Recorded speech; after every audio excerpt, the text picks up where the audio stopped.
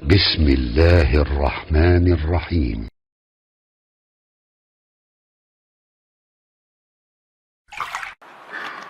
Ada gadis kecil yang menulis surat untuk saya semalam. Namanya Naura. Ada subuh ini. Baik, bismillah. Bismillahirrahmanirrahim. Masya Allah, diketik ya. Ini saya dahulukan. Jadi, ini luar biasa. Waalaikumsalam warahmatullahi wabarakatuh. Semoga Ustaz dan kita semua senantiasa mendapat rahmat perlindungan dari Allah Subhanahu wa taala. Amin, jazakumullah khair. Ustaz, ana mau bertanya. Antum kertas pertanyaan. Tentang tautan yang sedang trending di Facebook yang berkaitan dengan ramalan jodoh, karir, dan lain-lain. Share bagi para pengguna sosmed yang bersifat lelucon atau hiburan semata. Apakah itu termasuk dalam perbuatan syirik? Semua jenis ramalan itu masuk dalam kategori syirik. Gak boleh, dilarang. Ingat ya, semua ramalan-ramalan itu tidak diperkenankan. Bahkan di masa Nabi sangat dikecam. Banyak ayat turun, bahkan hadis-hadis keluar dengan keras dalam persoalan ini. Kalau Anda mau meramal sekarang, Anda terlambat. Zaman jahiliyah sudah banyak yang ramalan. Jadi kalau Anda misalnya pengen meramal, maka Anda berlomba dengan orang jahiliyah. Dan Anda kalah cepat. Dulu metodenya banyak. Ada yang pakai burung. Burung dilepas, namanya tatayur. Diramal keadaan. Ya, Anda datang pebisnis, saya mau pergi ke tunggu dulu ya. Nah, burungnya dilepas dulu. Kalau burung balik lagi, aman nih situasi. Kalau burung nggak balik lagi, nggak aman situasi. Jangankan Anda, burung aja nggak balik lagi katanya. Nah, itu tatayur namanya. Baik ya? Baik, banyak Pak. Ada utak keluar misalnya kayak semacam kayu gitu kan, atau dadu dikeluarkan. Nanti ada tulisan di situ. Kalau berangkat, kalau tidak ya tidak. Dan dukunnya kreatif. Dukunnya kreatif. Itu sepekan sekali mereka mencari jimat-jimat, datang sana, datang sini, macam. Nanti mereka juga akan lomba tingkat dukun pada saat itu. Betul, nanti yang paling hebat, dia yang mantranya kuat, yang jimatnya bagus, itu yang kemudian menempati posisi pertama, jadi acuan dalam kehidupan. Kan dulu yang jadi acuan itu ada 3 Pak. Yang pertama kahin atau sahir, dukun atau tukang santet. Ya, dulu itu. Yang kedua, ada tujar, para pebisnis, pedagang. Jamak dari kata tajir. Tajir itu asalnya bukan kaya, tajir itu bahasa Arab, pedagang. Cuman dulu yang paling kaya itu pedagang, pengusaha. Makanya diserap ke dalam bahasa kita. Begitu orang sudah kaya, tajir. Masalah, padahal bukan pedagang.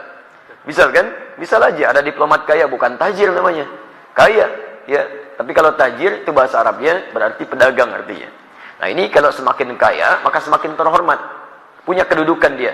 Punya kedudukan. Dulu ada Abu Jahal, Abu Lahab, dan Abu yang lainnya. Gitu kan? Nah mereka banyak. Punya harta, punya macam-macam, punya kedudukan. Baik, yang ketiga, dan nanti disebut dengan syair, jamaknya syu'ara. Kalangan artis.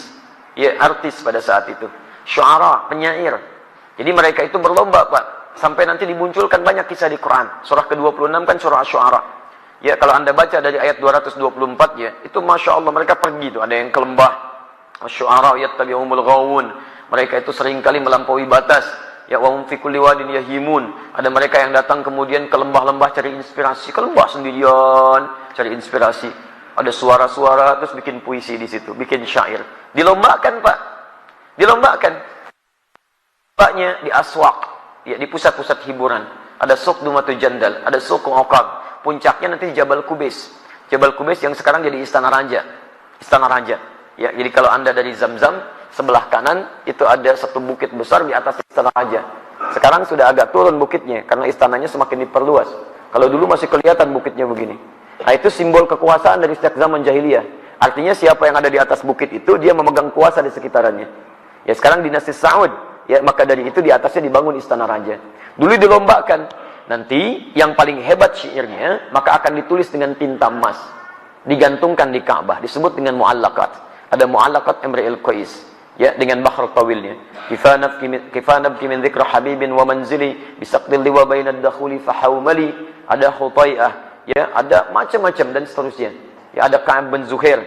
Ya, jadi ada Nabi wa Adbiyani. Nanti ditempelkan di masa Islam, itu semua nanti dihapuskan diganti dengan kain kiswah. Tulisannya Al-Qur'an. Ya, ayat-ayat Al-Qur'an. Itu asalnya. Kenapa kain kiswah kemudian mengganti syair-syair yang diletakkan di sekitaran Ka'bah. Dalamnya patung. Patungnya di masa Islam dihancurkan semua, dikeluarkan. Di teman-teman sekalian, nanti rumus-rumus syairnya digantilah kemudian menjadi nazam istilahnya. Nazam itu adalah rumus-rumus syair yang diarahkan untuk memahami ayat-ayat Al-Quran atau digunakan untuk memahami rumus-rumus qiraat. Ada nazam qiraat, ada nazam ilmu hadis, ada juga nazam bahasa Arab, lughah, semacam alfiyah. Alfiyah itu asalnya dari ilmunya ilmu nazam. Nazamnya diambil dari bahar. Ya, ada 16 bahar dikemas dalam ilmu arud. Dulu dipakai puisi syair, di masa Islam dipakai ilmu. Misal, ada Alfiyah Ibnu Malik, kalamun lafzun mufidun kastaqim, wasmun wa fi'lun thumma harfunil kalim, wahiduhu kalimatun wal qawlu am, wa kalimatun biha kalamun qad yu'am, bil jarri wat tanwini wan nida wa al, wa mustadin lil ismi tamyizun hasal, bita fa'alti atat wa ya if'ali, wa nuniqbalanna fi'lun yanjalli. Anda kalau menguasai 1000 bait ini, Anda menguasai kaidah-kaidah bahasa Arab, nahwu dan saraf. Mudah menerjemahkan Quran, mudah memahami bahasa Arab. Cuman pakai bait-bait puisi 1000. Dulu dipakai nyanyi, ya, masa Islam dipakai untuk keilmuan. Ada bait misalnya nazam Syatibiyah, ada bait misalnya nazam Alfiyah Hadis Suyuti. Jadi pakai ilmu hadis, pakai ilmu qiraat masa Islam. Begitu kemudian orang-orang Islam mulai meninggalkan nilai-nilai keislamannya, lemah maksudnya, maka diambil hazanah keislaman, ya dari Spanyol khususnya. Tahun 1492 terjadi perjanjian Tordesillas. Bumi dibagi jadi 2 bagian oleh Alexander Portugis sampai ke Selat Malaka. Portugis tahun 1511 sampai menguasai Nusantara dan seterusnya. Diambil. Nah, begitu diambil sama Barat, nazam tadi berubah lagi. Dari yang tadinya keilmuan Islam dikembalikan lagi ke musik. Muncullah rumusan-rumusan CDF, GABC, GABC, DFIS G, DFIS G, ABCIS D, ABCIS D, FIS Gis A, FIS Gis A, BCIS Dis E, BCIS Dis F, FIS Gis Ais B, FIS Gis Ais B, CIS Ais FIS, CIS Ais FIS Gis Ais Bis Cis. Diterapkan jadi gitar, jadi piano, jadi macam-macam. Tuh lihat, bagaimana ketika Islam mendapatkan rumusan keislaman jadi ibadah bentuknya, ketika ditinggalkan kembali lagi ke awalnya. Di teman-teman sekalian, termasuk ramalan, yang semacam itu sudah banyak di jahiliyah. Di masa Islam dihapuskan. Dengan apa? Dengan tawakal, muncul qada wal qadar, muncul ketakwaan kepada Allah. Turun ayat di situ, Quran misalnya, surah 31 ayat 34. Lihat ini surah terakhir, surah ayat terakhir di surah ke-31 Luqman. Innallaha 'indahu 'ilmus sa'ah. Lihat tentang waktu. Ramalan tertinggi tentang kiamat. Sudah banyak orang meramal. Ini yang puncak tertinggi aja. Kalau yang tertinggi aja udah ditolak, apalagi yang rendah-rendah.